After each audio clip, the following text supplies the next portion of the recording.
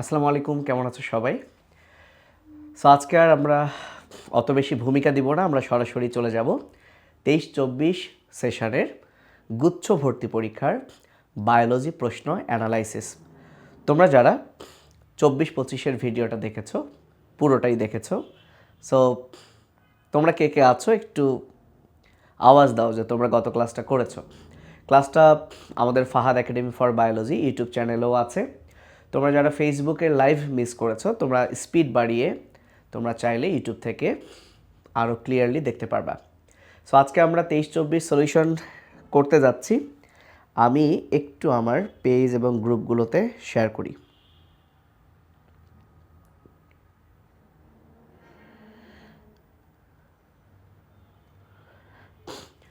তোমরা আমার কথা স্পষ্ট শুনতে পাচ্ছ কি না সেটা একটু জানিয়ে দাও ততক্ষণে।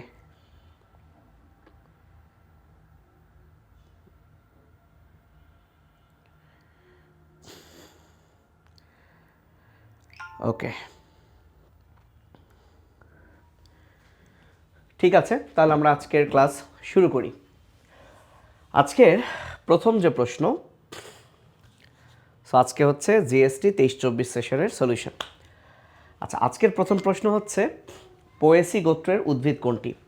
তোমরা যারা আমাদের একাডেমিক ক্লাস করেছো, একাডেমিক না সরি, তোমরা যারা আমাদের অ্যাডমিশন ব্যাচের ক্লাস করেছো, ইঞ্জিনিয়ারিং হোক যাই হোক, এই চ্যাপ্টারটা আমি পড়িয়েছিলাম, বা মেডিকেল ব্যাচের বা ফ্রি ক্লাসও করেছো এই চ্যাপ্টারের, এই চ্যাপ্টার থেকে ভার্সিটিতে প্রশ্ন যদি আসে অবশ্যই অবশ্যই পোয়েসি, মালভেসি, অমরা বিন্যাস, পুষ্পপত্র বিন্যাস আর ফল, এই 5টা টপিক থেকে প্রশ্ন আসে। পাশাপাশি সাইকাস নিয়ে 5-6টা কথা আছে, শব্দ আছে, তাহলে কিন্তু এই পুরো চ্যাপ্টারটা হয়ে গেল। তো তোমাদের সুবিধা হচ্ছে এই চ্যাপ্টারে আছেই পোয়েসি এবং মালভেসি গোত্র। তো তুমি যে কোনো একটা গোত্রের সমস্ত বাংলা নাম মনে রাখবা। ঢাকা ইউনিভার্সিটিতে বৈজ্ঞানিক নামও আসে, সো জিএসটিতে বৈজ্ঞানিক নাম একটু কম আসে, তাই শুধু তুমি যদি একটা সাইডের সকল বাংলা নাম পড়ে ফেলতে পারো তাহলে অপোজিটটা হচ্ছে অপোজিটটা। তো আমি পড়ানোর সময়, তোমাদের নিশ্চয়ই মনে আছে, আমি পড়ানোর সময় মালভেসি গোত্রের উদ্ভিদগুলো মনে রাখার জন্য এভাবে বলছিলাম যে গোত্রটার নামই দেখো মালভেসি, মানে এভাবে চিন্তা করো মালামাল অনেক বেশি। ধরো তুমি মেসে থাকো, সেই মেসে মালামাল অনেক বেশি, এই জন্য আমরা একটা ট্রিক দিছিলাম। ট্রিকটা ছিল এরকম যে তুমি মেসে আছো, যেহেতু সেখানে মালামাল অনেক বেশি, তার মানে তোমাকে ঢের কাজ করতে হয়, তাহলে মেসেই ঢের কাজ, মেসেই অনেক কাজ, বুঝতে পারছো? তো মেসে যেহেতু অনেক কাজ, এ কারণে কি হয়েছে, ভোলার ঝুমকা, মানে ঝুমকা নামে একটা মেয়ে, ওর বাসা ভোলায়, ভোলার ঝুমকা কি করলো, নাপা শাকের ভর্তা করে বা নাপা শাক তুলে কি করলো, বড় বোনকে নিয়ে হকি খেলতে গেল, বড় বোনকে নিয়ে হকি খেলতে গেল। এইটুকু জিনিস হচ্ছে মালভেসি। অর্থাৎ আমি যদি একবার দ্রুত লিখে রাখি যে কোনটাতে কি হয়, মেতে হচ্ছে মেস্তাপাট, মেতে মেস্তাপাট, মেতে আরেকটা হচ্ছে মরিচ ফুল, মরিচ না কিন্তু মরিচ ফুল, শতে হলো স্থলপদ্ম, স্থলপদ্ম, রস্বইতে হচ্ছে ইন্ডিয়ান টিউলিপ যাকে আমরা থেসপেশিয়াও বলি, ঢেরতে হচ্ছে ঢেঁড়স, ঢেঁড়স, কাতে হচ্ছে কার্পাস তুলা এবং আরেকটা হচ্ছে কেনাফ, জতে হচ্ছে জবা। ঢাকা ভার্সিটির জন্য এগুলোর সায়েন্টিফিক নেমও লাগতো, এবং এগুলোর সায়েন্টিফিক নেম সহজে মনে রাখার জন্য আমরা কিন্তু টেকনিক শিখাই দিছি। এখন আসো, ভোলা, ঝুমকা, নাপাশাক, বড় বন, হকি, হকিতে হচ্ছে হলিহক, হলিহক, বনতে হচ্ছে বন ওকরা, বরতে হচ্ছে বরেলা, নাপাশাকতে নাপাশাক, ঝুমকাতে হচ্ছে ঝুমকা জবা বা লণ্ঠন জবা, আর ভোলাতে মনে হচ্ছে ভোলা, আমি একবার চেক করি নেই বই থেকে, হ্যাঁ ভোলাতে হচ্ছে ভোলা। তাহলে ভোলা এবং নাপাশাক, ভোলা এবং নাপাশাক, এটা হচ্ছে যা আছে তাই ভোলা। তাহলে এখন আসো, এগুলো হচ্ছে মালভেসি গোত্রের। তাহলে প্রশ্ন হয়েছে কোনটি পোয়েসি গোত্রের উদ্ভিদ, তাহলে মালভেসি বাদে যা আছে সেটাই পোয়েসি গোত্রের উদ্ভিদ। তাহলে মালভেসির এখানে জবা আছে, তাহলে জবা হবে না। বনকরা, এই যে বন, বড় বোনকে নিয়ে হকি খেলতে গেছে।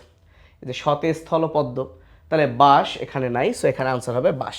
তাহলে ভাই একটু কষ্ট করে মনে রাখবা, মালভেসি, মালামাল অনেক বেশি, সো মেসেই ঢের কাজ, সো মেসে অনেক কাজ হওয়ায় ভোলার ঝুমকা নাপাশাক তুলে বড় বোনকে নিয়ে হকি খেলতে গেছে, বড় বোনকে নিয়ে হকি খেলতে গেছে। এগুলো বাদে বাদ বাকি সবই হলো পোয়েসি। ক্লিয়ার? তাহলে আমরা 25টার মধ্যে একটা প্রশ্ন শেষ করলাম। ভাই এগুলো তোমার কাজে লাগবে, কাজে লাগবে। এবং তোমরা অনেকেই চাচ্ছ ভাই জিএসটি, ভাইয়া জিএসটি কোর্স যেটা এসিএসের, সেইটা তো আমাদের শুরু হবে যখন থেকে, ওটা তো আমরা একটা প্রাইভেট গ্রুপে, তোমরা যারা এসিএস এফআরবিতে আছো, মেডিকেলে আছো, ভার্সিটিতে ছিলা, ইঞ্জিনিয়ারিংয়ে ছিলা, সবার জন্য ফ্রি। আর যারা এসিএসের কোথাও ছিল না তারা তো 1000 টাকা দিয়ে ওখানে ভর্তি হচ্ছ, ওইটা আলাদা। আর এটা জাস্ট আমার তরফ থেকে কোশ্চেন ব্যাংক অ্যানালাইসিস, এটা টোটালি আলাদা। এটা জিএসটির কোর্স পড়াচ্ছি না, এটা আমি আমার ইচ্ছা হয়েছে তোমাদেরকে একটু উপকার করি, সাথে আমিও কিছু ক্লাস নেই, এই কারণেই। কিন্তু হ্যাঁ, এটার সাথে ওটা মেলাবে না, ওটা তো আলাদা হবেই, ওর নিয়মেই হবে। ওকে, আসো। হৃৎপিণ্ডের পেশির অবস্থা জানা যায় কোন পরীক্ষার মাধ্যমে? এই টপিকটা থেকে প্রতি বছরই প্রশ্ন আসে, মেডিকেল হোক আর যে কোনো জায়গায় হোক। সো সেখানে অনেকগুলো টেস্ট আছে রক্ত সঞ্চালন চ্যাপ্টার থেকে। এর মধ্যে মনে রাখবা, যার নামে পেশি আছে, বুঝছো, পেশিকে আমরা ইংলিশে কি বলি? মাসেল বলি, মাসেল বলি। তো এই মাসেল বানান যেহেতু এম দিয়ে শুরু, তাহলে মনে রাখবা এই পেশির অবস্থা জানতে গেলেও আমাকে এমআরআই করা লাগবে। যদিও এমআরআইয়ের এম মানে মাসেল না, magnetic resonance imaging, so M. তাহলে পেশির অবস্থা জানার জন্য দরকার এমআরআই। তাহলে এখানে আনসার হবে এমআরআই। সো বাকিগুলো মনে রাখবা কিসের জন্য দরকার। এই যে ট্রোপোনিন, বুঝছো ভাইয়া, ট্রোপোনিনের নামে নি আছে, তাহলে মনে রাখবা তোমার হার্ট অ্যাটাক হলো কি না এটা নিশ্চিত করার জন্য কোন পরীক্ষা। যদি পরীক্ষায় বলে যে নিশ্চিত করার জন্য কোন পরীক্ষা, এটা হচ্ছে ট্রোপোনিন। তুমি যদি তোমার আশেপাশে কারো মনে করো, লক্ষণ শুনে যদি তোমার মনে হয় যে ওনার হার্ট অ্যাটাক হইতে পারে, তাহলে তুমি তাকে অবশ্যই একটা পরীক্ষা করতে বলবা, যে আপনি এখনই গিয়ে ইসিজি করান, তারপর হাসপাতালে যান। কারণ হাসপাতালে গেলে ওই ইসিজি করাতেই হবে। সো ইসিজি হচ্ছে এমন একটা পরীক্ষা যেটা দিয়ে তুমি বুঝতে পারবা তোমার হৃৎপিণ্ডে প্রাথমিকভাবে তোমার হৃদরোগ হয়েছে কিনা। তাহলে প্রাথমিকভাবে হৃদরোগ জানা যায় কোন পরীক্ষার মাধ্যমে? ইসিজি। আর ইটিটির ফুল ফর্ম যদি বলি, ইটিটির ই মানে হলো exercise. So exercise tolerance test, tolerance মানে সহ্য ক্ষমতা, অর্থাৎ তুমি এক্সারসাইজ করে তুমি কতটুকু টলারেট করতে পারছো। তাহলে এক্সারসাইজ করলে তোমার হার্টের কার্যক্ষমতা কত সেটা জানা যাবে, স্বাভাবিক। তাহলে এক্সারসাইজ, এই যে ইটিটি করলে হৃৎপিণ্ডের কি জানা যায় ভাইয়া? কার্যক্ষমতা জানা যায়। তাহলে আমাদের 4টা কিন্তু হয়ে গেল। তাহলে এখানে সঠিক আনসার, যেহেতু পেশির অবস্থা চেয়েছে মাসেল, এম দিয়ে মনে রাখবো এমআরআই। বুঝতে পেরেছো? এম দিয়ে কি মনে রাখবো ভাইয়া? এমআরআই। তোমরা কি আমার কথা সব ঠিকঠাক বুঝতে পারছো? আমি খুবই বিশ্বাস করি তোমরা যদি এই প্রশ্নগুলো সলিউশন করো, কারণ আমি শুধু প্রশ্নের আনসার বলছি না, ওই টপিকটা একটু তোমাদেরকে পড়িয়ে দিচ্ছি। সো ওই টপিকটার কিছুটা পড়িয়ে দিচ্ছি, আমি আমার ওয়েতে পড়িয়ে দিচ্ছি, এবং আমার খুব বিশ্বাস তোমরা আমার কথাগুলো শুনলে মনে থাকবে। আমি তোমাদের জন্য খুবই দোয়া করি, যাতে তোমরা যারা বিভিন্ন জায়গায় চান্স পেয়েছো, যারা 25 ব্যাচ আছো, তো আলহামদুলিল্লাহ। এবং আমি আশা করি যারা চান্স পাওনি কোনো কারণে, হয়তো বা সামনে ভালো কিছু আছে, তারাই আমাকে দেখছো, আমি এটাই এখন আশা করছি। 26-27 ব্যাচ যদি থাকে, ওরা অনেক চ্যাপ্টার আসলে পড়েনি, নাও বুঝতে পারে। তো আমি 25 ব্যাচকে বলছি, খুবই সম্ভব তুমি ফ্রি ক্লাস করেও সম্ভব, তুমি কারো ক্লাস না করেও সম্ভব, যদি উপরওয়ালা চায় এবং তোমার যদি এই কয়েকটা মাস তুমি যদি খুব ভালো মতো পরিশ্রম করো, ইনশাল্লাহ সম্ভব। সো তুমি কি করবা এইটা তুমি বেছে নাও, বেশি দৌড়ঝাঁপ করো না, যে কোনো একটা জায়গায় ফোকাস রেখে তুমি তোমার কাজগুলো করে যাও, ঠিক আছে? সেটা তুমি যদি মনে করো যে আমি কিচ্ছু করবো না, আমি নিজের মতো করে পড়বো, একটা কোশ্চেন ব্যাংক দেখবো কি প্রশ্ন আসছিল, হবে। তুমি যে কোনো একটা প্ল্যাটফর্ম চুজ করে পড়তে থাকো, দৌড়াদৌড়ি করো না। তুমি 4-5টা প্ল্যাটফর্মে হয়তো ফ্রি পাইছো, সব জায়গায় দৌড়ালে দেখবা তোমার আর কিচ্ছু হচ্ছে না, ঠিক আছে? আমি যে কাজটা করছি, এভাবে কোশ্চেন ব্যাংক আমি দেখলাম যে ইউটিউবে জিএসটির এরকম কোশ্চেন ব্যাংক হয়তো আছে, এটার আনসার এটা, এভাবে অ্যানালাইসিস করা নাই।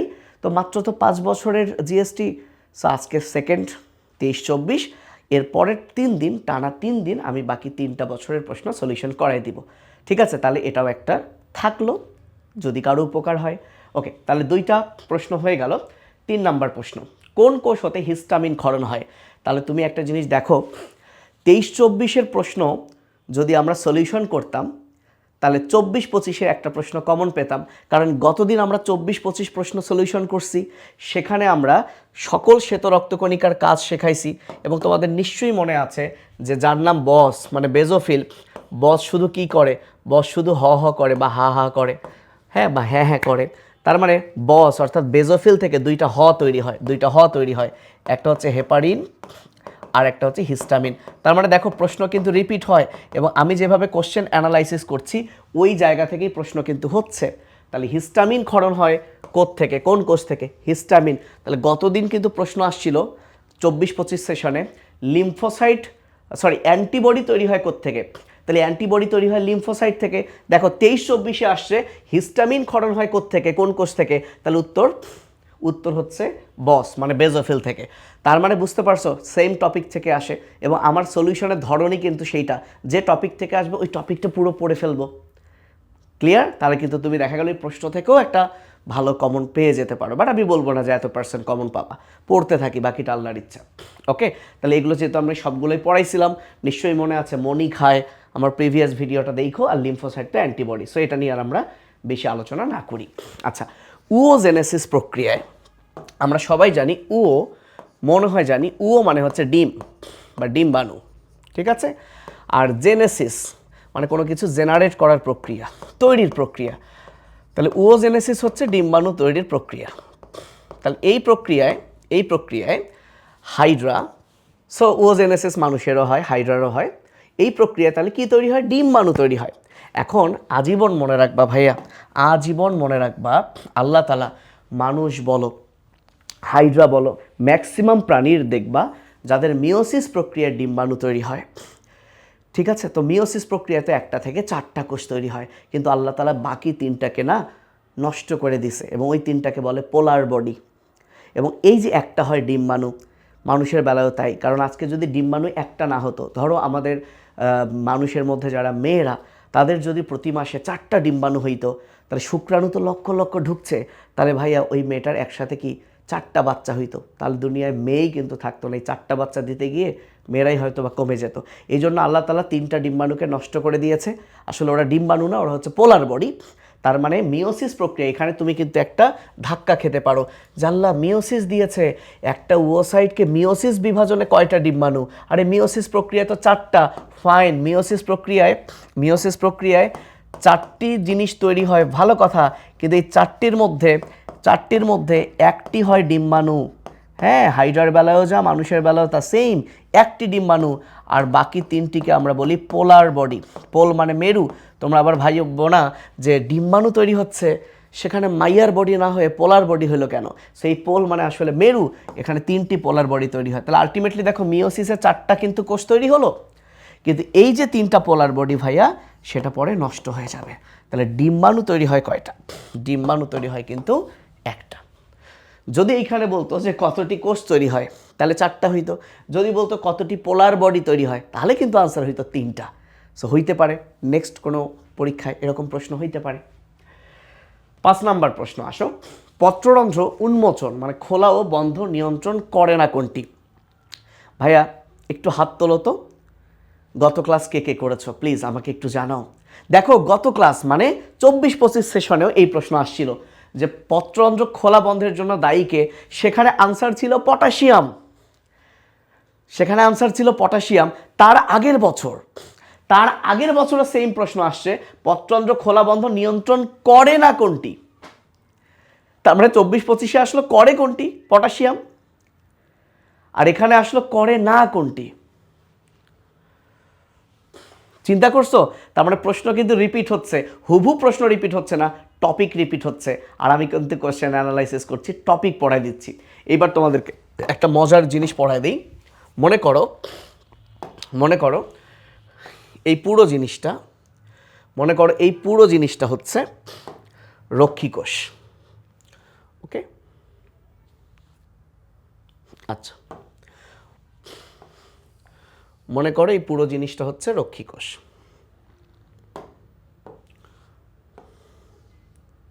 ঠিক আছে? আচ্ছা, এই পুরো জিনিসটা হচ্ছে রক্ষী কোষ। এখন এই রক্ষী কোষের কি কি ঘটলে পত্ররন্ধ্র বন্ধ হয় আর কি কি ঘটলে পত্ররন্ধ্র খোলে, আমি কয়েকটা কথা লিখে দিই। প্রথম কথা যেটা মনে রাখবা, আমরা সবাই জানি দিনের বেলা পত্ররন্ধ্র খোলে, তার মানে পত্ররন্ধ্র খোলে আলোতে, তাহলে পত্ররন্ধ্র বন্ধ হয় কখন? অন্ধকারে। সো এটা একটা কথা। সেকেন্ড যেটা কথা, আলোর প্রভাবে, এবং আলোর কোন লাইট যদি বলি তাহলে ব্লু লাইট বা নীল আলো। তোমরা কি জানো ব্লু মানে কিন্তু নীল না? এটা কে কে জানো যে ব্লু মানে নীল না? তোমরা কি জানো ভাইয়া? দেখো আমি তোমাদেরকে বলে দিই, তোমরা ভিপজিওর পড়ছো না ভাইয়া? ভিপজিওর, আচ্ছা এই ভিপজিওরের বাংলাটা কি পড়েছো ভাইয়া বলো তো? বেনি আসহ কলা, রাইট? তাহলে এখন তুমি চিন্তা করো তো ভাইয়া, নীল সেকেন্ডে না, আর সেকেন্ডে কি আই, তাহলে নীলের ইংলিশ হচ্ছে ইন্ডিগো, আর ব্লু মানে যেটাকে আমরা ছোট থেকে নীল বলি, আসলে ব্লু মানে আসমানি। তো এখন যেহেতু ব্লু মানে নীল বলি, কিছু করার নাই, হাসান স্যার ব্লুকে নীল ভাবছে, তাহলে ব্লু বা নীল আলোতে পত্ররন্ধ্র খোলে। এখন পত্ররন্ধ্র খোলার তো অনেক কারণ। তো রক্ষী কোষে যদি পানি প্রবেশ করে, তাহলে রক্ষী কোষে কি প্রবেশ করবে? এটা তো কিন্তু রক্ষী কোষ, তাহলে রক্ষী কোষে পানি প্রবেশ করলে পত্ররন্ধ্র খোলে। পানি প্রবেশ করলে রক্ষী কোষ স্ফীত হয়, তাহলে রক্ষী কোষ যদি স্ফীত হয় তাহলে পত্ররন্ধ্র খোলে। এখন রক্ষী কোষে কখন পানি প্রবেশ করে? যদি রক্ষী কোষে পটাশিয়াম,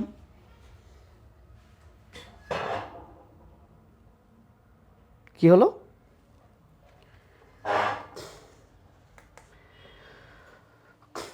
যাক আলহামদুলিল্লাহ চলে আসছে ভাই। তাহলে রক্ষী কোষে পানি কখন প্রবেশ করে? উত্তর হলো রক্ষী কোষে যখন পটাশিয়াম প্রবেশ করে। তাহলে রক্ষী কোষে যখন পটাশিয়াম প্রবেশ করে তখনই কিন্তু পানি প্রবেশ করে। এখন রক্ষী কোষে পটাশিয়াম প্রবেশ করবে তাহলেও পানি প্রবেশ করবে। এবং আর একটা জিনিস, রক্ষী কোষে যদি স্টার্চ থাকে, সেই স্টার্চ যদি গ্লুকোজে পরিণত হয় এবং সেই গ্লুকোজটা হোক গ্লুকোজ 1-ফসফেট, সেই গ্লুকোজটা হোক গ্লুকোজ 6-ফসফেট, যাই হোক না কেন, এই গ্লুকোজ একটা দ্রব, আমি বেশি এক্সপ্লানেশনে যাচ্ছি না, গ্লুকোজ হচ্ছে একটা দ্রব। সো যখন দ্রবের পরিমাণ বাড়ে তখন সে পানিকে নিজের দিকে টেনে আনে। তাহলে রক্ষী কোষে যত বেশি গ্লুকোজ থাকবে, সেটা 1-ফসফেট হোক 6-ফসফেট হোক, এক এক বিজ্ঞানী এক একটা বলেছেন, যেটাই হোক না কেন পানি রক্ষী কোষে যাবে, আর রক্ষী কোষে পানি গেলেই রক্ষী কোষ স্ফীত হয়ে পত্ররন্ধ্র খুলবে। এবং সবসময় মনে রাখবা, উদ্ভিদে রাতের বেলা পিএইচ কম থাকে, কারণ রাতের বেলা শ্বসন হয়, শ্বসনে কার্বন ডাইঅক্সাইড তৈরি হয়। দিনের বেলাও শ্বসন হয়, শ্বসনে কার্বন ডাইঅক্সাইড তৈরি হয়, কিন্তু দিনের বেলার শ্বসনে যে কার্বন ডাইঅক্সাইড তৈরি হয় সেটা সালোক সংশ্লেষণে ব্যবহৃত হয়, কিন্তু রাতের বেলা তো সালোক সংশ্লেষণ হয় না। তাই রাতের বেলা শ্বসনে যে কার্বন ডাইঅক্সাইড তৈরি হলো সেইটা পানির সাথে মিশে কার্বনিক অ্যাসিড হয়, এবং অ্যাসিড হচ্ছে মানে পিএইচ কমে যায়। তাহলে সবসময় মনে রাখবা, অন্ধকার বা রাতের বেলায় পিএইচ কম থাকে, রাতের বেলায় পিএইচ কম থাকে। তো পিএইচ যখন 5 থাকে, কম থাকে, মানে অন্ধকার, তখন পত্ররন্ধ্র বন্ধ হয়। আর পিএইচ যখন 7 থাকে অর্থাৎ বেশি থাকে, তখন পত্ররন্ধ্র খোলে। তাহলে পত্ররন্ধ্র খোলার অনেকগুলো কারণ বললাম। তাহলে পানি রক্ষী কোষে প্রবেশ করলে যদি পত্ররন্ধ্র খোলে, তাহলে পানি বের হয়ে গেলে পত্ররন্ধ্র বন্ধ হয়। স্ফীত হলে যদি পত্ররন্ধ্র খোলে, তাহলে স্ফীতর অপর নাম হলো শিথিল। তাহলে রক্ষী কোষ, তাহলে এই পুরোটা কিন্তু রক্ষী কোষ। রক্ষী কোষে স্ফীত হলে, রক্ষী কোষে পানি প্রবেশ করলে, ক্লিয়ার? তাহলে এখানে পানি বের হয়ে গেলে রক্ষী কোষে পটাশিয়াম প্রবেশ করলে যদি পত্ররন্ধ্র খোলে, তাহলে পটাশিয়াম রক্ষী কোষ থেকে বের হয়ে গেলে পত্ররন্ধ্র বন্ধ হবে। এবং আর একটা জিনিস মনে রাখো, রক্ষী কোষে যদি অ্যাবসিসিক অ্যাসিড তৈরি হয়, এই যে আমি একটা চার্ট করে দিলাম ভাইয়া, ইনশাআল্লাহ তোমার তো আর যে অ্যাডমিশনই আছে, বা তোমরা যদি ইন্টারেরও কোনো বাচ্চা দেখো 26-27-এর, এইটুকু কনসেপ্ট মনে রাখবা। তাহলে একটা পত্ররন্ধ্র খোলা বন্ধের জন্য অবশ্যই এখানে স্টার্চ দায়ী, পটাশিয়াম আয়ন দায়ী, কারণ স্টার্চ হওয়া মানে পত্ররন্ধ্র বন্ধ হচ্ছে, গ্লুকোজ 6-ফসফেট হওয়া মানে পত্ররন্ধ্র খুলছে, পটাশিয়াম ঢুকলে পত্ররন্ধ্র খুলছে, বের হলে পত্ররন্ধ্র বন্ধ হচ্ছে, কিন্তু ম্যাগনেসিয়াম আয়নের কোনো প্রভাব পত্ররন্ধ্র খোলা বন্ধ হওয়ায় নেই। রাইট, সো এখানে আনসার কিন্তু হবে ম্যাগনেসিয়াম আয়ন। ওকে ভাইয়া, ওকে।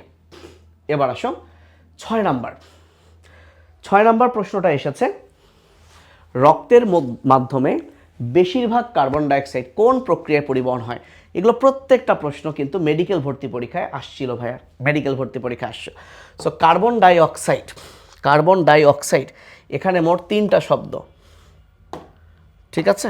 একটা হচ্ছে কার্বন, মানে 3টা সিলেবল বলতে পারো, ডাই অক্সাইড। ওকে, কার্বন ডাই অক্সাইড। সো 3টা, তাহলে কার্বন ডাইঅক্সাইড পরিবহন হয় আমরা মনে রাখবো 3 ভাবে। ঠিক আছে, কার্বন ডাইঅক্সাইড পরিবহন হয় 3 ভাবে। এই 3 ভাবের মধ্যে একটা হচ্ছে ভৌতভাবে, যার পরিমাণ মাত্র 5%। একটা হচ্ছে কার্বামিনো যৌগরূপে, যার পরিমাণ হচ্ছে 10%। আর সবচেয়ে বেশি পরিবাহিত হয় বাইকার্বনেট যৌগরূপে। তাহলে 5 10 হচ্ছে 15, তাহলে এটা হচ্ছে 85%। সো আগেকার আজমল স্যারের বইয়ে এখানে 27% ছিল, বর্তমানে এটা ঠিক করা হয়েছে। এখন এই যে কার্বামিনো যৌগ আবার দুই ধরনের।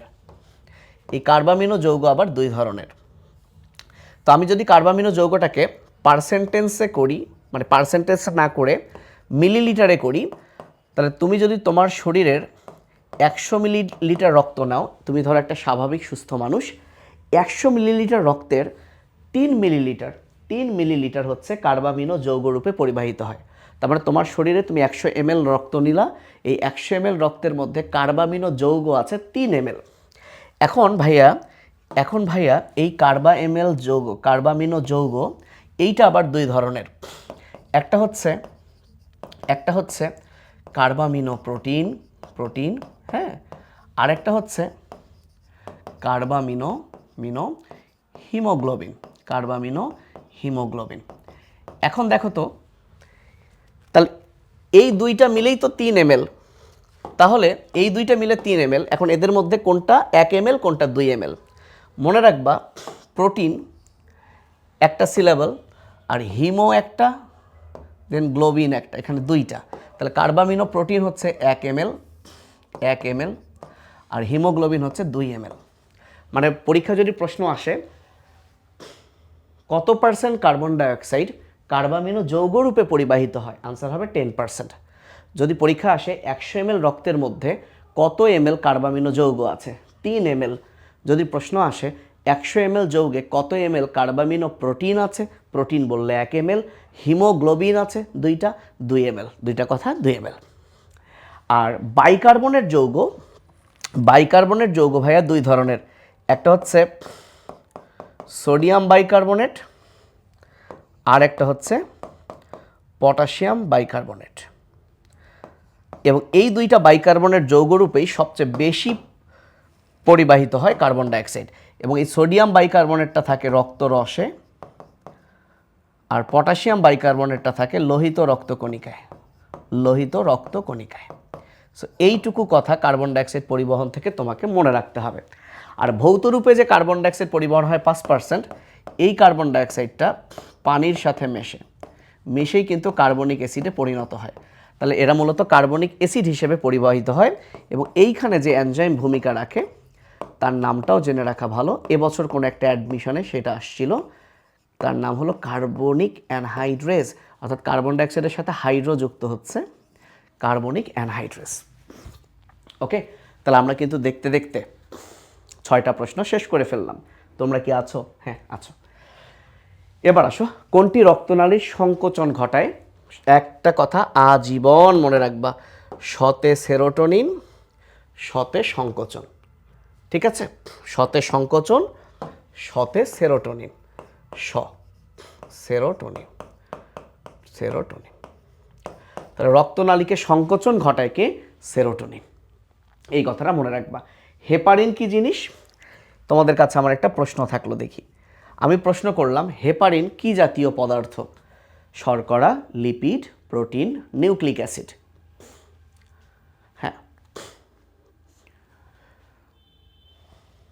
হেপারিন কি জাতীয় পদার্থ? শর্করা, লিপিড, প্রোটিন, নিউক্লিক অ্যাসিড। আচ্ছা, একজন বলেছে এইটা 27% হওয়ার কথা। আচ্ছা, তোমার ইচ্ছা হলে তুমি লেখো, আমি বলেই দিয়েছি যে নতুন বইয়ে 10%, আলিম স্যারে অনেক আগে থেকে 10% ছিল, আজমল স্যারে ব্যাপারটা ঠিক ছিল না, নতুন আজমল স্যারের বইয়ে ঠিক করেছে। তুমি চাইলে এটাও পড়তে পারো যদি পুরাতন বই থেকে প্রশ্ন হয় বা আগের বছর থেকে। আচ্ছা, তাহলে ভাইয়া বলো হেপারিন কি জাতীয় পদার্থ? স্বপ্নীল পোদ্দার বলেছে প্রোটিন। আর কেউ কিছু বলবে? বলো, আজকে আমরা একটু ইন্টারাকশন করি, তোমরা একটু কথা বলো।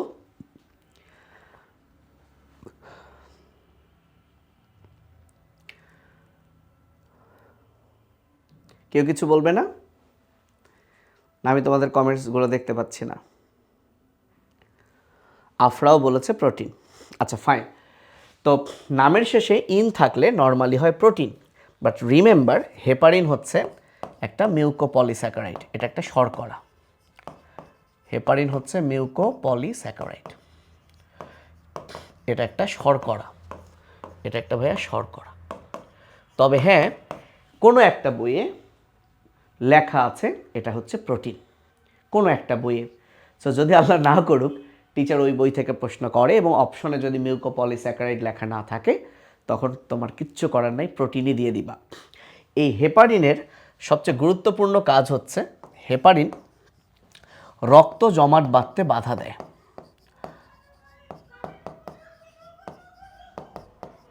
রক্ত জমাট বাঁধতে বাধা দেয়। তো দেখো, কোয়াগুলেশন মানে জমাট বাঁধা, খুব সুন্দর নাম, আমার পছন্দের। কোয়াগু আছে, সো ভালোই লাগছে দেখতে। সো যারা কোয়াগুলেশন করে, জমাট বাঁধায়, তাদেরকে বলে কোয়াগুলেন্ট। এবং হেপারিন যেহেতু কোয়াগুলেশনে বাধা দেয়, অ্যান্টি শব্দের অর্থ হচ্ছে বাধা দেওয়া।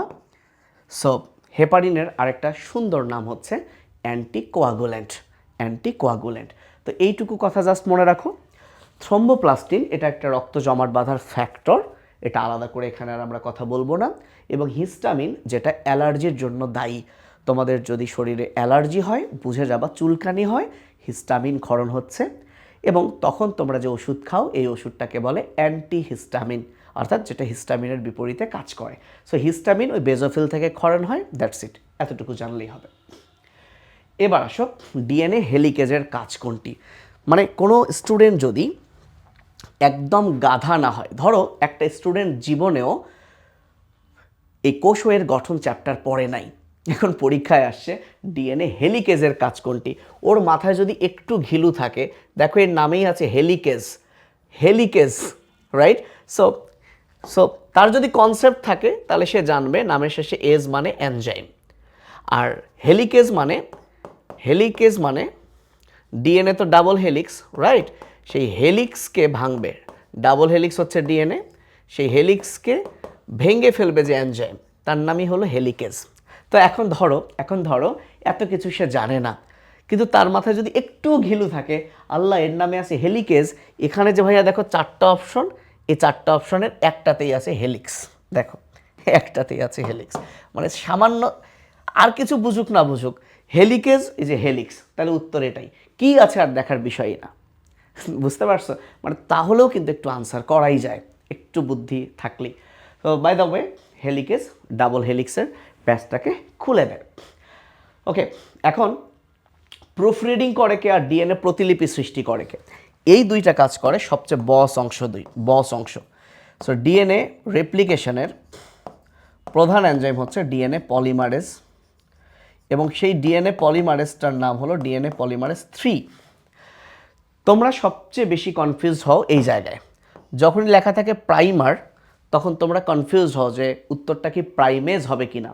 দেখো, প্রাইমেজ নামে একটা এনজাইম আছে, সে প্রাইমার তৈরি করে, কিন্তু এখানে বলা হয়েছে দেখো প্রাইমার অপসারণ করে। তো প্রাইমার তৈরি করে প্রাইমেজ, আর প্রাইমার অপসারণ করে এক্সোনিউক্লিয়াস, কিন্তু তোমাদের পাঠ্য বইয়ে এটা ভুল আছে। তোমাদের পাঠ্য বইয়ে দেওয়া আছে প্রাইমারকে অপসারণ করে ডিএনএ পলিমারেজ 1। এখন পাঠ্য বইটাই মনে রাখতে হবে, কিছু করার নেই। তাহলে প্রাইমার থেকে একটা জিনিস ভুল করবে না, সেটা হচ্ছে প্রাইমার যদি পরীক্ষায় বলে যে প্রাইমার তৈরি করে কে, তাহলে উত্তর হবে প্রাইমেস। প্রাইমারের নামের সাথে মিলায় প্রাইমেস।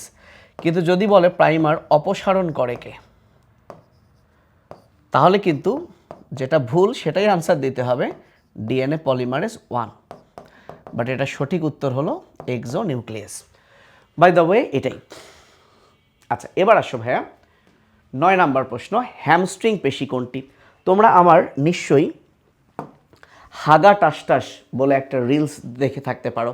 আমি যখন মেডিকেল ব্যাচে, এসিএস মেডিকেল ব্যাচে চলন অঙ্গ চালনা পড়াই, তো তখন আমি এই ব্যাপারটা শিখিয়েছিলাম যে আমরা আমাদের যে হাঁটু, যাকে আমরা আদর করে ডাকি জানু ও জানু, এই হাঁটু আমরা একবার কি করি, বাঁকা করি, বক্র করি, আর একবার আমরা প্রসারণ করি।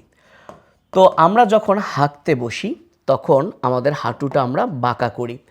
তাহলে হাঁকতে বসলে যেহেতু আমরা হাঁটু বাঁকা করি, তাই হাঁটু বাঁকা করার পেশি হলো ভাইয়া হাগা।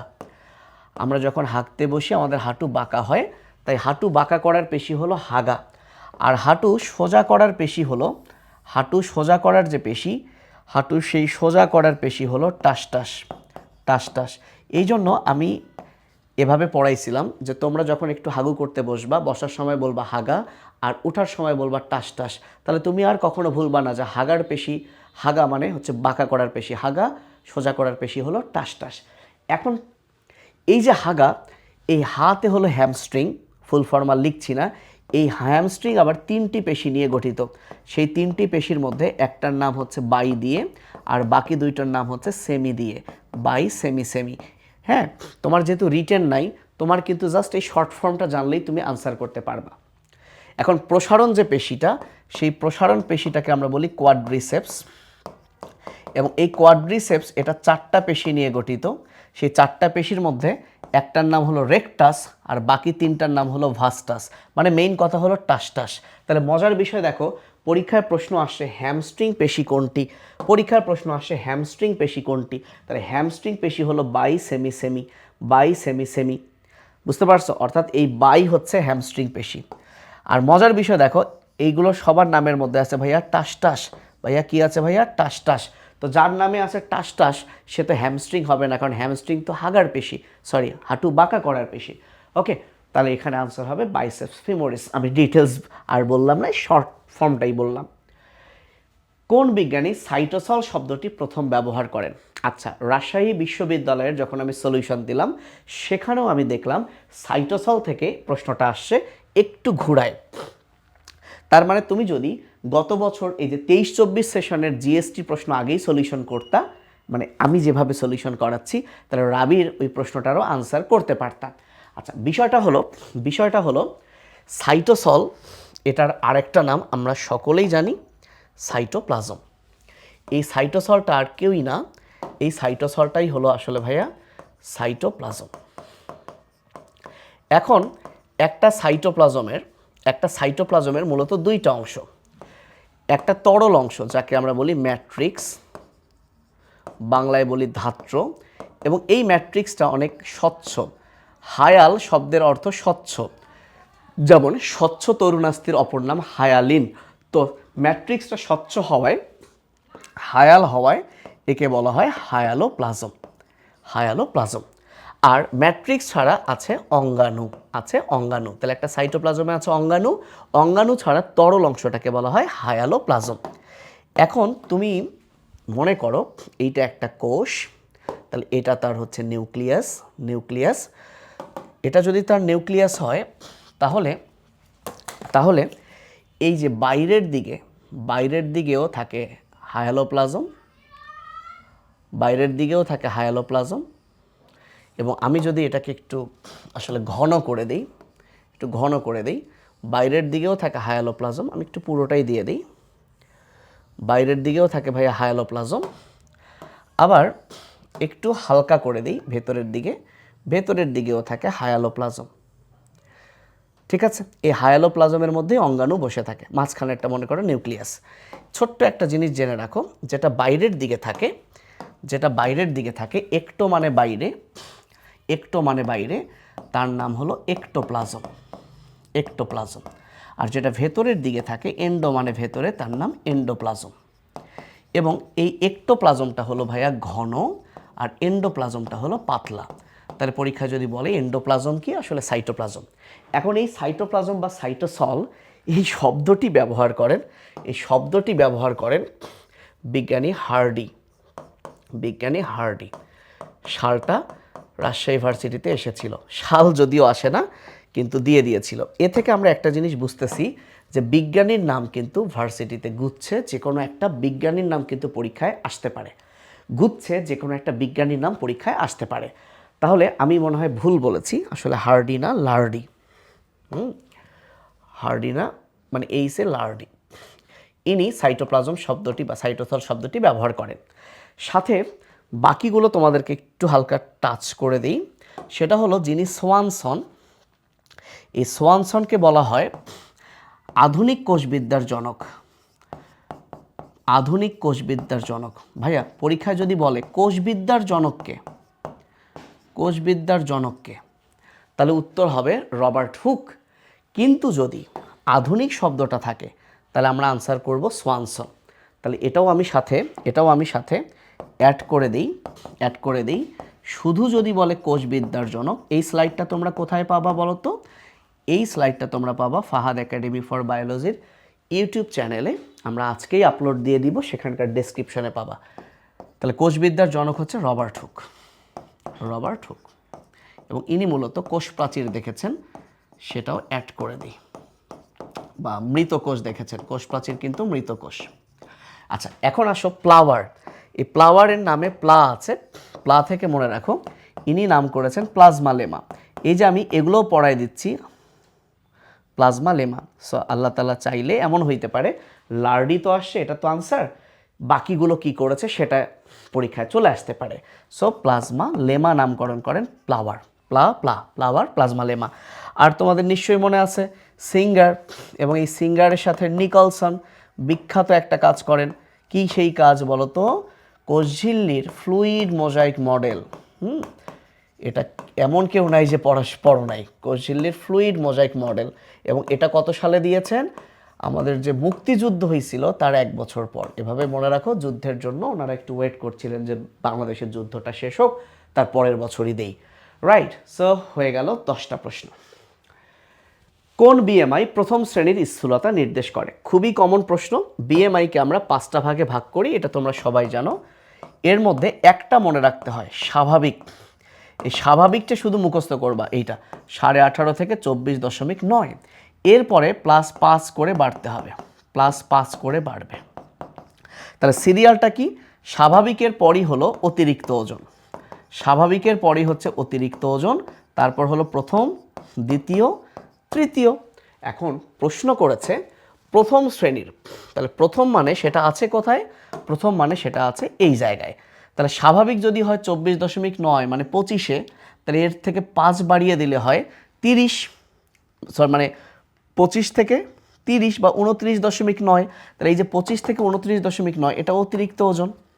তাহলে এবার 30 থেকে 34.9 এটাই হবে কি প্রথম, আর 35 থেকে 39.9 এটা হবে দ্বিতীয়। তাহলে 40-এর গ্রেটার দ্যান 40 হবে ভাইয়া তৃতীয়। তাহলে যে কোনো একটা মনে রাখবা আর 5 করে বাড়িয়ে দিবা। এপিনেফ্রিন হরমোন কোনটি নিয়ন্ত্রণ করে? আচ্ছা, 4টা অপশন দিয়েছে। এটা পরিপাক শোষণ যকৃতের কাছ থেকে প্রশ্নটা আসছে, এবং এখান থেকেও কিন্তু খুবই গুরুত্বপূর্ণ। এত ডিটেলস না বলে আমি যে ব্যাপারটা বলতে চাই সেটা হচ্ছে, আমরা যদি অনেক বেশি গ্লুকোজ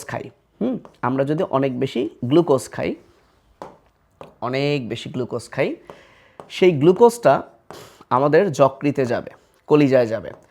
যকৃত করবে কি জানো? যকৃত কি করবে? এই গ্লুকোজটাকে গ্লাইকোজেন আকারে জমা রাখবে। এই যে গ্লাইকোজেন আকারে জমা রাখলো, তাহলে এখানে গ্লাইকোজেন তৈরি হলো। তাহলে যেহেতু গ্লাইকোজেন তৈরি হলো, তাহলে এটাকে আমরা বলবো গ্লাইকোজেনেসিস। এবং এখানে আমরা মাথায় রাখবো যে গ্লাইকোজেন তৈরি হওয়া মানে রক্তে গ্লুকোজ কমে যাচ্ছে। আর আমরা সকলেই জানি রক্তে গ্লুকোজ কমায় যে হরমোন তার নাম ইনসুলিন। রক্তে গ্লুকোজ কমায় যে হরমোন তার নাম ইনসুলিন। তার মানে আমরা শিখলাম গ্লাইকোজেনেসিস মানে গ্লাইকোজেন তৈরি কি থেকে? গ্লুকোজ থেকে। তার মানে রক্তে গ্লুকোজ কমে যাচ্ছে, আর রক্তে গ্লুকোজ কমায় ইনসুলিন, ডায়াবেটিসের ওষুধ। এখন যদি এই প্রসেসটা উল্টো হয়, অর্থাৎ তোমার রক্তে গ্লুকোজ কমে গেছে, এবার এই যে গ্লাইকোজেনটা সেটা ভেঙে যাবে, সো গ্লাইকোজেন যদি ভেঙে যায় তাহলে লাইসিস মানে ভেঙে ফেলা, তাহলে নাম হবে গ্লাইকোজেনোলাইসিস। অনেকেই ভাবে গ্লাইকোলাইসিস, নো, যেহেতু গ্লাইকোজেন ভাঙছে তাহলে গ্লাইকোজেন লাইসিস হয়ে গেছে, মাঝখানে একটা ও বসিয়ে দিব, গ্লাইকোজেনোলাইসিস। এখন দেখো গ্লাইকোজেন ভাঙলে কি হবে? যে গ্লুকোজ মিলে গ্লাইকোজেন তৈরি হয়েছিল, তাহলে সেই গ্লাইকোজেন ভেঙে গেলে গ্লুকোজ পাবো, তাহলে গ্লুকোজটা রক্তে বেড়ে গেল, আর রক্তে গ্লুকোজ বাড়ায় যে হরমোন তার নামের মধ্যেও গ্লুকো থাকবে, যাকে আমরা বলি গ্লুকাগন। এবং এই গ্লুকাগনের সাথে আরেকটা হরমোন এই কাজটা করবে, তার নাম এপিনেফ্রিন। কেন এর নাম এপিনেফ্রিন ভাইয়া বলো তো? কারণ এপি শব্দের অর্থ উপরে, আর নেফ্রন হলো বৃক্কের একক। তাহলে এপিনেফ্রিন মানেটা কি হচ্ছে? এপি মানে হচ্ছে উপরে, নেফ্রন তো হচ্ছে বৃক্কের একক, তাহলে এই হরমোনটা পাওয়া যায় মানুষের যে কিডনি আছে সেই কিডনির উপরে। এবং কিডনিকে আমরা বলি রেনাল, এবং এই গ্রন্থি যেহেতু রেনালের সাথে অ্যাড আছে, এই গ্রন্থিটার নাম আমরা বলি অ্যাড্রেনাল, অর্থাৎ রেনালের সাথে যুক্ত আছে। এবং অ্যাড্রেনালের সাথে যুক্ত হওয়ায় শেষে ইন লাগালে হয় অ্যাড্রেনালিন। তাহলে মনে রাখবে তোমরা, যাহাই অ্যাড্রেনালিন তাহাই কিন্তু এপিনেফ্রিন, এবং এই অ্যাড্রেনালিন আর এপিনেফ্রিন দুটোই সেম নাম, এবং তারা কিন্তু গ্লাইকোজেনোলাইসিস করে। পাশাপাশি আরও দুইটা দেখায় দিই, সেটা হচ্ছে তোমার শরীরে যে নন কার্বোহাইড্রেট আছে, যেটাকে আমরা বলি অশর্করা, such as amino acid, glycerol, অর্থাৎ যেগুলো আসলে শর্করা না। যখন তোমার শরীরে গ্লাইকোজেনও শেষ হয়ে যাবে তখন কি হবে জানো? তখন এরা গ্লুকোজে পরিণত হবে। তার মানে এবারও কিন্তু গ্লুকোজ তৈরি হচ্ছে। তার মানে যেহেতু গ্লুকোজ তৈরি হচ্ছে তাহলে গ্লুকোজেনেসিস। দেখো ভাইয়া, জেনেসিস মানে তৈরি, গ্লুকোজ জেনেসিস হচ্ছে। কিন্তু দেখো তো এদের মধ্যে কি গ্লুকোজ ছিল? এরা তো শর্করাই না, এরা তো অশর্করা। তাহলে এবার গ্লুকোজটা কিন্তু টোটালি নতুন করে তৈরি হচ্ছে ভাইয়া, নিও মানে নতুন, তাহলে এই জন্য নাম হবে গ্লুকোনিওজেনেসিস। আর সব সময় মনে রাখবে গ্লুকোজ তৈরি করবে যে হরমোন তার নাম গ্লুকাগন, এখানে কিন্তু এপিনেফ্রিন নাই। সর্বশেষ তুমি যদি অনেক বেশি ভাত খেয়ে ফেলো, অনেক বেশি গ্লুকোজ খেয়ে ফেলো, সেটা তো গ্লাইকোজেন হওয়ার কথা, কিন্তু মনে করো তোমার শরীরে গ্লাইকোজেন হওয়ার জায়গা আর নেই, তখন তোমার এই গ্লুকোজগুলো চর্বিতে পরিণত হবে, লিপিডে পরিণত হবে। তো যেহেতু লিপিডে পরিণত হচ্ছে, এবার লিপিড জেনারেট করছে, লিপিড থেকে লাইপো, আর জেনারেট থেকে জেনেসিস, লাইপোজেনেসিস। তাহলে চিন্তা করো তো, লিপিড তৈরি হলো থেকে বাবু? গ্লুকোজ থেকে। তাহলে গ্লুকোজ লিপিড হলো, তাহলে গ্লুকোজটা কমে গেল, লিপিড বেড়ে গেল। এই গ্লুকোজটাকে কমায় দেয় কোন হরমোন যেন? ইনসুলিন। তাহলে লাইপোজেনেসিসও করে কে? ইনসুলিন। আশা করি তোমরা বুঝতে পারছো। আমরা 12 নাম্বার প্রশ্নে চলে আসছি। ওকে, তোমাদের কমেন্টস আসলে পড়তেই পারছি না, ক্লাসটা করো। ওকে, এবার আসো, রুই মাছের কোথায় কার্বন ডাইঅক্সাইড যুক্ত রক্ত থাকে? আচ্ছা, রুই মাছের হৃৎপিণ্ডকে আমরা বলি ভেনাস হার্ট। রুই মাছের হৃৎপিণ্ডের দুইটা প্রকোষ্ঠ আছে, একটা অ্যাট্রিয়াম, একটা ভেন্ট্রিকল, এবং একটা উপপ্রকোষ্ঠ আছে যাকে বলা হয় সাইনাস ভেনোসাস। এবং সেই উপপ্রকোষ্ঠে যুক্ত হয় দুইটা নালী, এই নালীটাকে আমরা বলি ডাক্টাস কুভিরি। এবং এই নালীটা আসলে শিরার অংশ, কারণ আমরা জানি শিরার মাধ্যমেই রক্ত কি করে, শিরার মাধ্যমে রক্ত হার্টে আসে এবং শিরা থেকেই আসলে ডাক্টাস কুভেরি হয়ে রক্ত সাইনাস ভেনোসাসে আসে। ভেন্ট্রিকল থেকে রক্ত চলে যায় একটা ফোলা অংশে যাকে আমরা বলি বালবাস আর্টারিওসাস, তারপরে চলে যায় সামনের দিকে, এর নাম হয় ভেন্ট্রাল অ্যাওর্টা। ভেন্ট্রাল লিখলাম শুধু, ভেন্ট্রাল অ্যাওর্টা। এরপরে 4 জোড়া ধমনী হয়, 4টা দেখালাম, 4 জোড়া ধমনী হয়। এই ধমনীগুলো চলে যায় ফুলকায়, 4 জোড়া ফুলকায়। আচ্ছা দেখো, এইটা যদি হয় ফুলকাকে আবার বলা হয় ব্রাঙ্ক। তাহলে এই ধমনীগুলো যেহেতু ফুলকায় যাবে, এরাও 4 জোড়া, যেহেতু ফুলকায় যাবে এদেরকে বলা হয় অন্তর্বাহী। ফুলকায় যাচ্ছে, নাম হলো ব্রাঙ্কিয়াল ধমনী। একটা জিনিস মাথায় রাখবা বাবুরা, সেটা হলো ফুলকার আগ পর্যন্ত যা কিছু আছে, এই যে শিরা তো কার্বন ডাইঅক্সাইড যুক্ত রক্ত, এটা তোমরা সব সময় জানো।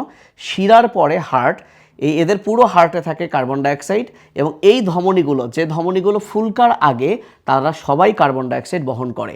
কারণ ফুলকাই হচ্ছে রুই মাছের ফুসফুসের মতো, মানুষের ফুসফুসের মতো হচ্ছে রুই মাছের ফুলকা, যারা এই কার্বন ডাইঅক্সাইডকে অক্সিজেন করবে। তাহলে আমি এতক্ষণ যা যা আঁকলাম সেটা তুমি আমার সাথে একবার সিকোয়েন্স বলো, এভাবে বলো, সিরিয়ালটা বলো। শিরার পর কি, ডাক্টাস কুভেরি, তুমি বলো DSA, সংক্ষেপে দিশা। তারপর বলো VB মানে ভাবি, তাহলে বলো সিকোয়েন্সটা বলো, দিশা ভাবি থেকে চলে গেল ভেন্ট্রাল, দেন অন্তর্বাহী, এই পর্যন্ত হলো সব কার্বন ডাইঅক্সাইড। এরপরে বহির্বাহী, ল্যাটেরাল যা আছে ওগুলোর আমি এখন ড্র করছি না, ওগুলো সবই হলো অক্সিজেন। তাহলে পরীক্ষায় যদি ভাইয়া প্রশ্ন আসে যে কার্বন ডাইঅক্সাইড যুক্ত রক্ত থাকে কোথায়, তাহলে অন্তর্বাহী, না হয় ভেন্ট্রাল অ্যাওর্টা, এর অপর নাম অঙ্কীয় মহাধমনী, bulbus, ventricle, aorta, sinus venosus, ductus Cuvieri, শিরা, এইগুলো যা আছে সেটাই। তো এখানে আমরা কিন্তু দেখতে পাচ্ছি অন্তর্বাহী ব্রাঙ্কিয়াল ধমনী। তাহলে বাকি এগুলো কিন্তু অক্সিজেন, সেগুলো আর না জানলেও চলবে। হলোথুরিয়া টিউবুলোসা কোন পর্বের প্রাণী? আমি শুরুতেই বলে আসলে ভুল করে ফেলছি, আসলে প্রশ্ন খেয়াল করা হয় নাই খুব একটা। আমি বলেছিলাম যে গুচ্ছে বৈজ্ঞানিক নাম থাকে না, এই যে বৈজ্ঞানিক নাম থেকে প্রশ্ন আসছে। আসলে তোমাদের বইয়ে বৈজ্ঞানিক নাম আছে 3টা চ্যাপ্টারে বৈজ্ঞানিক নাম। একটা হচ্ছে প্রাণীবিজ্ঞান 1ম অধ্যায়, উদ্ভিদ বিজ্ঞান 7ম অধ্যায়, উদ্ভিদ বিজ্ঞান 12 অধ্যায়। সো উদ্ভিদ বিজ্ঞান 12 তো শর্ট সিলেবাসে ছিল না, সো শর্ট সিলেবাস থেকে কিন্তু জিএসটিতে প্রশ্ন আসে না বললেই চলে, 1-2টা আসে, সেটার জন্য তোমাদের এক্সট্রা পড়ার দরকার নেই। তো এইটা প্রশ্ন দিয়েছে হলোথুরিয়া টিউবুলোসা, এইটা হচ্ছে সমুদ্র শসার বৈজ্ঞানিক নাম। তার মানে আমরা কিন্তু বৈজ্ঞানিক নামগুলো মনে রাখারও বুদ্ধি দিয়েছিলাম, মানে কি দেখলে তুমি বুঝবে এটা কার বৈজ্ঞানিক নাম, ঠিক আছে? তাহলে আমি এটা এভাবে বাচ্চাদেরকে পড়াইছিলাম যে তোমরা মনে রাখবা শসা হলো লোসা, এভাবে পড়াইছিলাম যে শসা হলো লোসা, এই লোসা দেখলেই শসা বোঝা যাচ্ছে। এখন সমুদ্র থাকা মানে হলো একাইনোডার্মাটা পর্বের প্রাণী, কিন্তু এক্সেপশন আছে, নিডারিয়া পর্বে কিছু সমুদ্র আছে। এবং আমি এভাবে পড়াই যে সমুদ্রের পাশে মুরগি টাইপের ব্যাপার আছে, যেমন সমুদ্রের পাশে যদি মুরগি টাইপের, মুরগির মধ্যে কি থাকে, মুরগির মধ্যে কুসুম থাকে, মুরগির মধ্যে পালক থাকে, মুরগির মধ্যে পাখা থাকে, তাহলে যে সমুদ্রের সাথে মুরগি টাইপের ব্যাপার আছে তারা হলো নিডারিয়া। আর বাদবাকি সকল সমুদ্র, এটা বলা ঠিক হচ্ছে না, তারপরও বাদবাকি সকল সমুদ্র মানেই তো সাগর, রাইট? সাগর, বা যদি কারো নামে তারা বা স্টার থাকে, তাহলে এগুলো 100% হলো একাইনোডার্মাটা। এখন এরও আবার কিছু এক্সেপশন তো আছেই, যেমন তোমরা নিশ্চয়ই জানো যে সাগর ফোয়ারা হচ্ছে কি বলতো, ইউরোকর্ডাটা।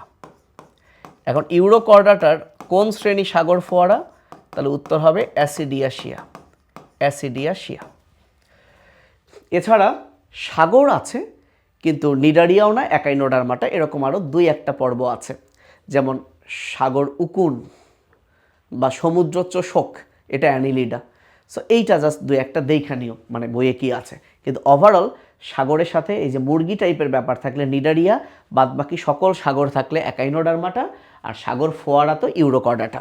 তাহলে এখানে বলছে হলোথুরিয়া টিউবুলোসা, মানে বৈজ্ঞানিক নাম দিয়েছে। তাহলে শশা হলো লোসা, এই সমুদ্র শশা, তাহলে এটা হচ্ছে একাইনোডার্মাটার মধ্যেই পড়ে। এইটা একটা কঠিন প্রশ্ন দিয়েছে। এখন তুমি যদি আগে থেকে এই জিনিসগুলো না পড়ো, মানে এভাবে নতুন করে যদি তোমার টিচারও বা কেউ না পড়ায়, আসলে নিজে নিজে অনেক কষ্ট, বাদ দেওয়াই ভালো, বাকিটা আল্লাহর উপর ছেড়ে দিবা। আচ্ছা, ব্যারো রিসেপ্টর কি? ব্যারো মানেই হলো চাপ ভাইয়া। বার শব্দের অর্থই হলো চাপ। বার মানে কি? চাপ। আর রিসেপ্টর মানে কি? গ্রাহক। রিসেপ্টর মানে কি? গ্রাহক। দেখো ভাইয়া, আমি এখানে টাচ করলাম, তার মানে কি হইল? আমি টাচ করলাম, আমার ব্রেন বুঝলো। আসলে হইলটা কি? আমার স্কিনে রিসেপ্টর আছে, যে আমার এই স্পর্শ গ্রহণ করলো, কিন্তু আমার ব্রেন বুঝলো কেন?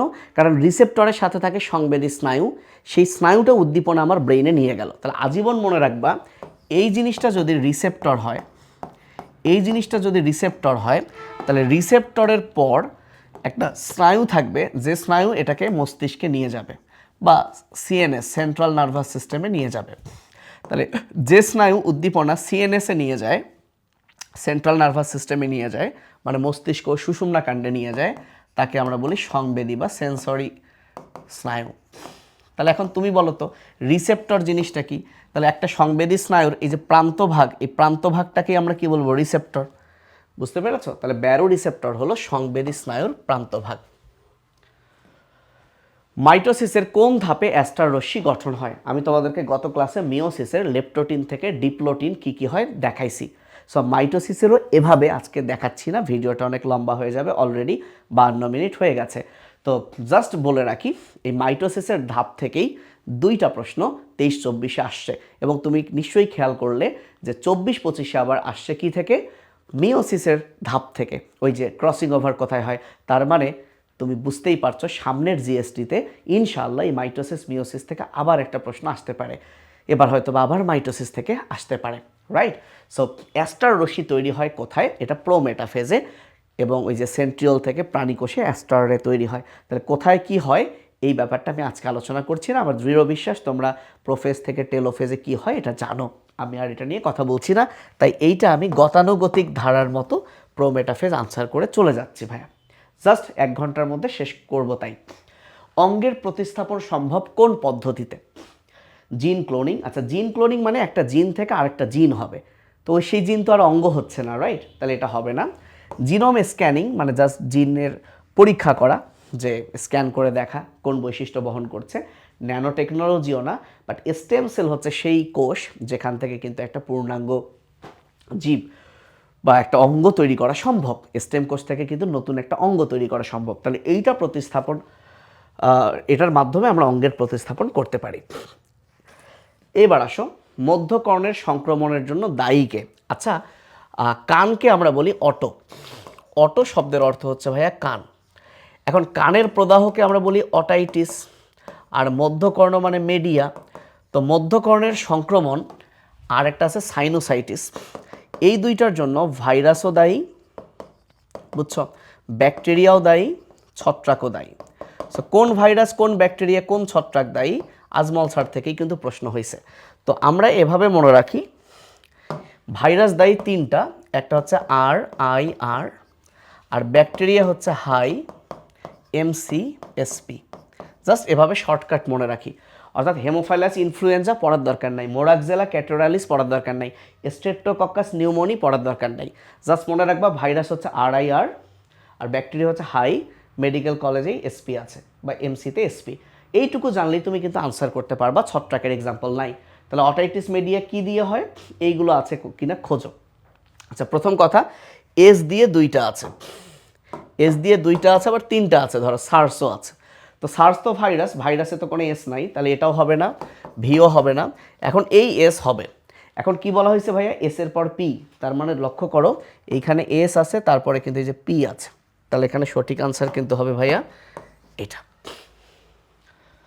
শেষের দিকে চলে আসছি। ক্রেবস চক্র, মাই গড, আমি ক্রেবস চক্র 2 সেকেন্ডে বাচ্চাদেরকে পড়াইছিলাম। তো ক্রেবস চক্রের আমি একটা ট্রিক দিছিলাম, ওইটা এখন দিলে মানে 2 সেকেন্ডের পড়া, বাট বোঝাতে সময় লাগবে। বাট আমার চোখের মধ্যেই ভাবতেছে আমাদের ট্রিকটা ছিল এরকম, CCIO আলফা, এবং আমার আর পরেরটা লিখতে হচ্ছে না। এবং খুব ইন্টারেস্টিং বিষয় হলো, প্রশ্নটা হয়েছিল অক্সালো সাকসিনিক অ্যাসিডকে আলফা কিটোগ্লুটারিক অ্যাসিডে পরিণত করে কোন এনজাইম। তাহলে অক্সালো মানে কিন্তু ভাইয়া ও, আর আলফা মানে যে আলফা, তার মানে ও থেকে আলফা এই বিক্রিয়ায় কোন এনজাইম সেটা চাইছে। তো আমি যখন ক্রেবস চক্র বাচ্চাদেরকে পড়াইছি, যাদেরকে পড়াইছি তারা নিশ্চয়ই জানেন যে এই ক্রেবস চক্রের এরকম একটা ফ্লোচার্ট আছে, এখানেও কিছু আছে। এবং এই চক্রের সবার নিচের যে দুইটা বিক্রিয়া, এই নিচের দুইটা বিক্রিয়ায় কার্বন ডাইঅক্সাইড বেরিয়ে যায়। তাহলে যেহেতু এখানে চেয়েছে ও থেকে আলফা, তার মানে এই বিক্রিয়ায় যেহেতু কার্বন ডাইঅক্সাইড ডিলিট হয়ে গেল, সো ডি মানে হচ্ছে ডিলিট, কার্বন ডাইঅক্সাইড ডিলিট হয়, সো এনজাইম হচ্ছে ডিকার্বক্সিলেজ। এভাবে আমরা খুব সহজে কিন্তু ক্রেবস চক্র মনে রাখছিলাম। আচ্ছা, কোষ বিভাজনের সময় এই যে দেখো আবার মাইটোসিস, ক্রোমোজোমের বিপরীত মেরুতে চলতে সাহায্য করে কোনটি? যদিও মাইটোসিস থেকে আসে নাই, কিন্তু আমরা কিন্তু সবাই জানি যে এইটা যদি হয় একটা স্পিন্ডল যন্ত্র, এই স্পিন্ডল যন্ত্রের এটা স্পিন্ডল তন্তু, এটা হচ্ছে স্পিন্ডল তন্তু। তোমরা জানো কি না যে স্পিন্ডল তন্তু, এই স্পিন্ডল তন্তুটা আসলে মাইক্রোটিউবিউল দ্বারা তৈরি। এই স্পিন্ডল তন্তুটা আসলে মাইক্রোটিউবিউল। তাহলে এখন বলো তো, তোমরাই বলো তো, এই স্পিন্ডল তন্তুর সাথেই তো ক্রোমোজোম লেগে থাকে। তাহলে একটা ক্রোমোজোম যখন বিভাজিত হয়, একটা ক্রোমোজোম যখন ভাইয়া বিভাজিত হয়, ওই যে ভি এর মতো হয়, তাই না? বা এল বা জে আই যে কোনো কিছু হইতে পারে। তাহলে দেখো তো স্পিন্ডল তন্তুটাই তো বিপরীত মেরুর দিকে নিয়ে যাচ্ছে, আর স্পিন্ডল তন্তু আর কেউই না, সেটা হলো মাইক্রোটিউবিউল। তাহলে এখানে আনসার হচ্ছে মাইক্রোটিউবিউল বা অনুনালিকা। আর 5টা প্রশ্ন ভাইয়া, সাধারণত সর্দি কাশি কোন ভাইরাসের কারণ?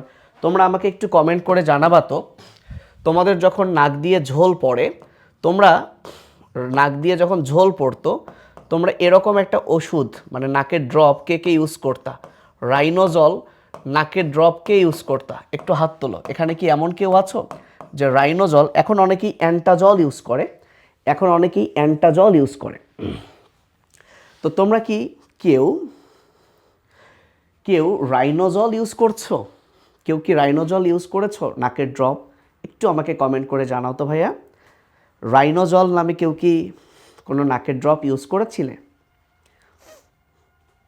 একটু জানাও তো ভাইয়া। একজনও কি আছো? নাই? আচ্ছা দেখো, কেন এই নাকের ড্রপটার নাম রাইনোজল জানো? কারণ হচ্ছে রাইনো শব্দের অর্থই হচ্ছে নাক। রাইনো মানে হচ্ছে নাক, আর নাক দিয়েই কি হবে ভাইয়া? সর্দি হবে, রাইট? সো রাইনো ভাইরাস কি করে? সর্দি করে। তাহলে সাধারণ সর্দি কাশি কোন ভাইরাসের কারণে হয়? উত্তর হবে রাইনো ভাইরাস। তবে এখানে একটা ছোট্ট ব্যাপার থাকে, রাইনো তো মূলত নাক, নাক দিয়ে তো আমরা কাশি না, আমরা কিন্তু কাশি রাইট শ্বাসনালী দিয়ে। তো সেক্ষেত্রে ইনফ্লুয়েঞ্জা ভাইরাসের কারণেও কিন্তু এটা হইতে পারে। আমি এটা খুব বেশি চেক করি নাই ওভারঅল, কিন্তু ভাইরাস চ্যাপ্টারে আছে সর্দি করে রাইনো ভাইরাস, কিন্তু একসাথে সর্দি কাশি দিয়েছে। নর্মালি সাধারণ সর্দি কাশি কিন্তু ইনফ্লুয়েঞ্জার কারণেও হয়, ফ্লু যেটাকে আমরা বলি। তো এইখানে আসলে টিচার কোনটা সঠিক আনসার নিয়েছে, এবং আমি কোনো বইও আসলে দেখিনি, আমি আমার ম্যানেজারকে প্রশ্নগুলো তুলতে বলছি, আমি আসলে চেকও করি নাই কোনটা আনসার হবে। এই মুহূর্তে আমার এইটা নিয়ে একটু প্রশ্ন থাকছেই, রাইট? সো রাইনোটা একটু আমার কনফিউশন, কারণ রাইনোটা সর্দি করবে, কাশি লেখা ছিল না বইয়ে কোথাও রাইনোর পাশে, রাইট? তো সেক্ষেত্রে আমার কেন জানি মনে হচ্ছে ইনফ্লুয়েঞ্জা হইতে পারে। এইটা তোমরা একটু রিসার্চ করো, এবং আমিও পরবর্তীতে বলবো। রিসার্চ কেন বলছি? ডাক্তার হিসেবে আমি বলতে পারছি যে হ্যাঁ, এটা আনসার দেওয়া উচিত। বইয়ে রাইনোর পাশে সর্দি আছে, কোথাও কাশি নাই, রাইট?